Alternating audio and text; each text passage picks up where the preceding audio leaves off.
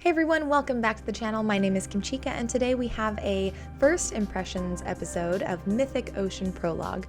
Now this is a title that is a demo, so I call this a first impression because it's just that. It's the first impressions that I get while playing the full demo, and of course all of this could change depending on where the development progress goes, but I hope you enjoy it. This game is being developed by Paralune LLC. It's also being published by Paralune, so congratulations to them for that. If you're interested, I have a Let's Play series that goes into the specific gameplay and reactions that I had during the blind playthrough, so please check that out if you're interested in looking at all of the gameplay. But if you just want a summary of what I thought about the game, that's what we're about to do, so let's jump on in. In Mythic Ocean, you play an advisor of sorts. After waking up in an underwater cavern with no memory of who you are or where you come from, the eel lets you know that the process you're about to embark upon has happened before, and your lack of knowledge about yourself and the world around you is intentional. Your task is to help determine out of 6 different gods which one will be the next creator of the world. This feels like a pretty monumental task, given that each creator has a distinct personality that will affect their perception of what an ideal world will look like. Fortunately, you have time to get to know them, ask questions, and posit your own opinions to influence and lead them to, hopefully, the best versions of themselves before the most motivated one takes the mantle as the leader of the pantheon and creator of the world. In this prologue, which is free on Steam and itch.io, you have the ability to meet 3 of the 6 gods and get a taste for what it'll be like to interact with them. As you explore the underwater biomes, a kelp forest, a coral reef, and a mossy cavern, you're also treated to some lovely sights and sounds of underwater life. While it currently feels a little bit empty in areas, this world is intriguing in prologue form. The gods themselves will visit one another with your prompting, interact, and develop opinions about each other based on their interactions.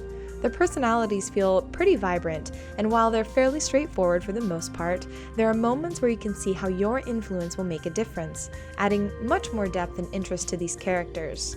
For example, you can push Amar the otter, or otter-like creature, to think beyond day-to-day comforts of living, to consider that maybe, just maybe, sometimes work is a good thing if it can help save your beloved home. If you get along with them, they may listen.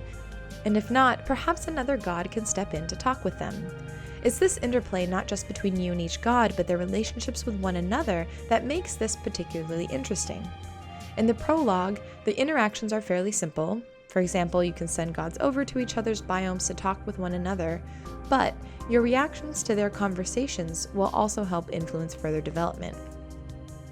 Always agreeing with each god, or getting each god to agree with you, may not be a good thing. For example, in the case of the twins, there seemed to be a bit of a mean streak in the way they treated the others. As the guiding party, I had the option to go with the flow and laugh off their pranks, or chastise them a little bit. They definitely preferred one option over the other, but hopefully, even if they disagreed with me in the moment, that lesson will come back in the future as a learning opportunity. In addition to wandering and conversing with the gods, you also have the opportunity to talk with other fish in sea and collect some notes. Talking with fish is pretty simple. You can find them with the sonar, and there are side quests that you can do, but they don't seem to affect the story so far. Pages are found all throughout the ocean, and they're collected in a sort of room of requirement that document previous attempts at world creation. It took me a bit to realize that, unlike with fishes who you can easily track and locate via your sonar tool, the rifts to the pages are not visible very easily or at all using that tool. Instead, it's important to really use your ears here, listening for the whispers and rustle of pages to signal that another rift is nearby. Mythic Ocean does a great job in evoking a sense of wonder and curiosity about the world and the beings who inhabit it.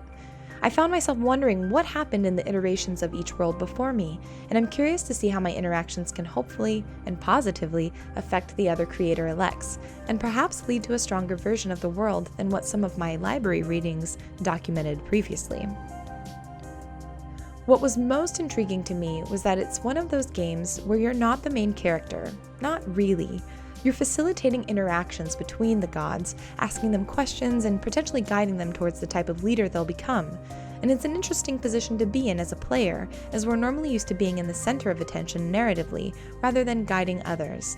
And while it is our interactions that cause the game to progress, we don't always know what will happen as a result. Fans of narrative games, relaxing and cozy titles, and perhaps those who even enjoy Telltale's choose-your-own-adventure style may find this prologue and the final game to be of particular interest. Of course, if you're interested in this title, please be sure to check out their Steam and itch pages, wishlist the game. It really helps indie developers. And if you're interested, also go find them on social media and tell them that you like what you see. Also, if you are interested in the Let's Play series, again, I mentioned at the beginning, but if now you forgot about it and you're intrigued, be sure to check out my Let's Play series of this demo. It's just a few episodes and it goes through the specific gameplay.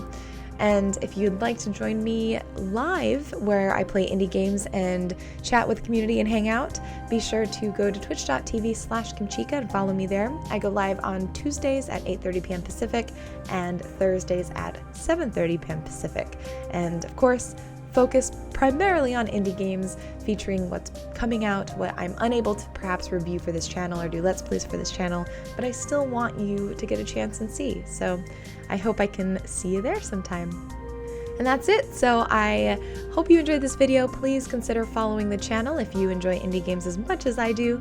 And I hope you'll find a lot of indie games to play, whether it's on this channel or elsewhere. And until next time, bye!